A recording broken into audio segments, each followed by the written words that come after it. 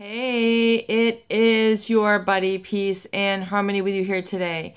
And we're zooming in and focusing in on a great viewer question, and that is, how do you stop or prevent the angry or resentful or bewildering bitter feelings, the bittersweet feelings that are so crippling after you have discovered the tumult that is a narcissist relationship, or perhaps this person is with even a psychopath, a borderline, someone who has emotionally manipulated you and kind of left you feeling empty, betrayed, or really beside yourself. How do you get out of the funk? How do you get out of the negative feeling, the ruminating thoughts, perhaps the obsessive thoughts, over and over and over again, trying to analyze just what happened?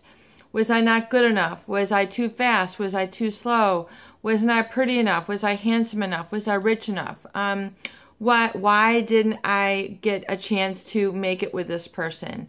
All those questions are plagued by the belief of self-doubt and lack of self-belief. So that is the root and cause of it. Your most powerful tool and filter is not only your belief system, but your emotional system and your emotional state. So if you are in a very down, depressed, bewildered, empty emotional state, all the feelings and thoughts in that whole cycle and belief systems that are generated out of that root feeling are all going to reinforce and solidify and drive deeper that negative feeling of depression or anger and resentment. It's just going to amplify it. It's going to explode it. It's going to make it bigger than life. It's going to make it bigger than you, to the point where you are in a state of overwhelm and you cannot find the lever. You cannot find the stop button.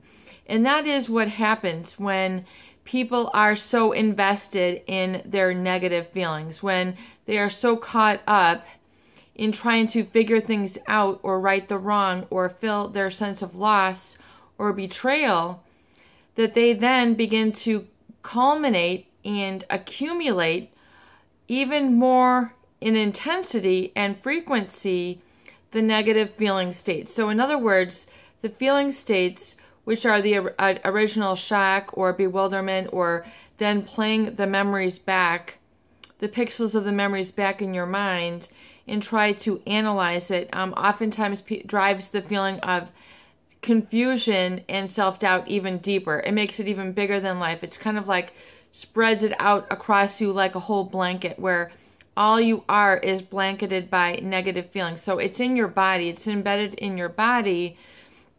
And then the thoughts tend to reinforce it. And then the filters that you have throughout your daily waking experience, in your home, at the garage, at the school, at your job, at the grocery store, at the doctor, it's all flooding like a filter. It's just drawing to you all those negative reinforcements. So it's so ugly outside. The cat is sick. My car doesn't work. My job is awful. My hair looks a mess. My house is a mess. My life is a mess. I mean, you just tend to culminate and generalize through these filters all the reasons why that you should solidify your anger and amplify it up, amplitude through the reinforcement. And it then becomes bigger than you, unmanageable and unwieldy. It is because you have not been able to isolate what they call in psychology, which is the emotional refractory period.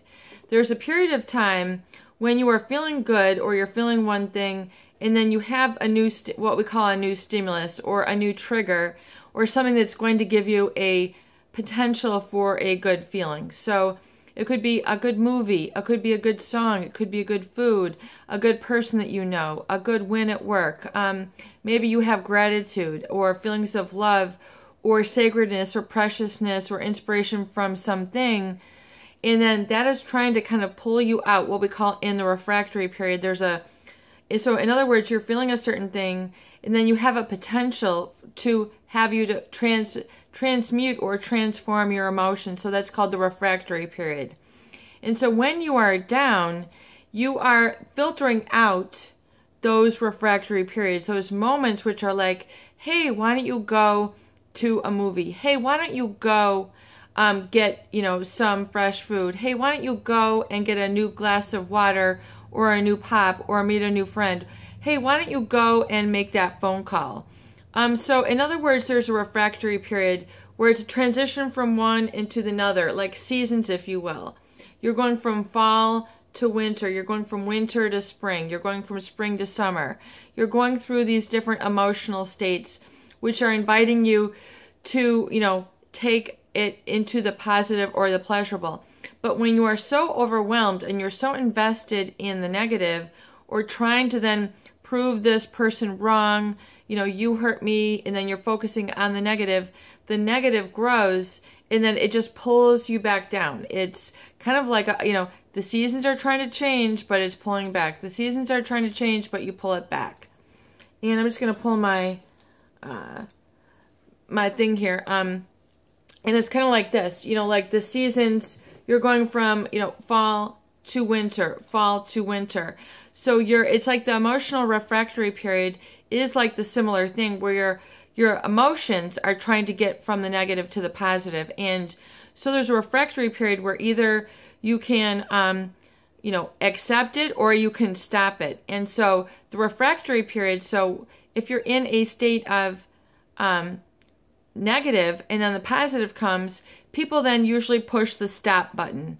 There's literally physiologically where you then just slump down even harder. You cry even more. You bundle yourself more up in the negative. You stuff your food with, your face with more, negative, toxic, fat-laden food. You're going off your diet. You're going into more salt than, you're just pounding salt. You're just eating, it is not healthy. And then, that refractory period, that time comes up when you could be feeling of a positive impetus, but people slide back. So the key then is to to imagine and be in your positive emotional state about things.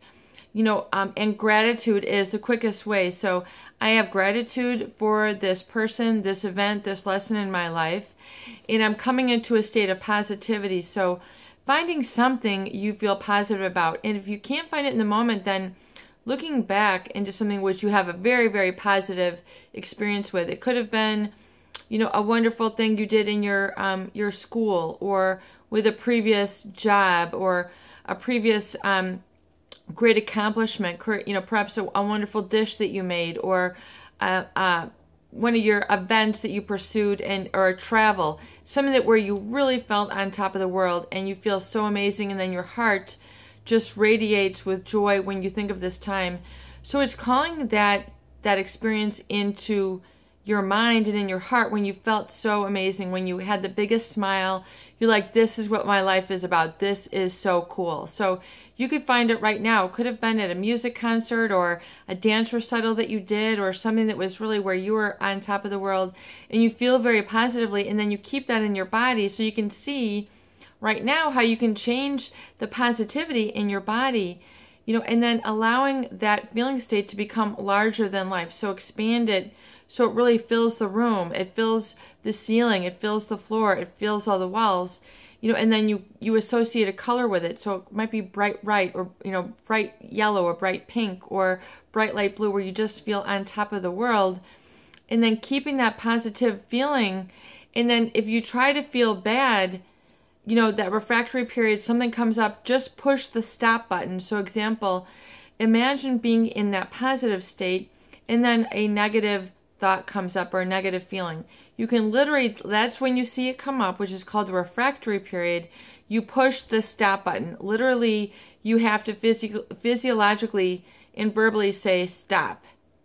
And stop that feeling. And it's not that you're, not feeling your feelings, but you're giving your body the chance to feel the more positive, the genuine, authentic you, the I am. You're giving it light and life, and you're visualizing it. You're feeling it. You're tasting it. You're sensing it. All your auditory, kinesthetic, all your senses are involved where you're in that moment. And it's so close that you can touch it. It's tangible. It's calling those positive experiences and modalities into your awareness. So, and then reinforcing them, as we said, always on the channel is having visual reminders. So rather than, going back to the negative, you're pushing the positive, you're pushing the positive, and when the negative comes up, you're pushing the excuse me, you're pushing the negative stop. So literally you need to find the stop button and to get a hold of that moment and become more consciously aware, so you can then increase the experience of the positive in your life, your body, your mind, your thoughts, and in your spirit. It is your buddy, Peace and Harmony, with you here today, and I hope that these videos do help. Please share and please subscribe for more great tools, videos, discussion, and support.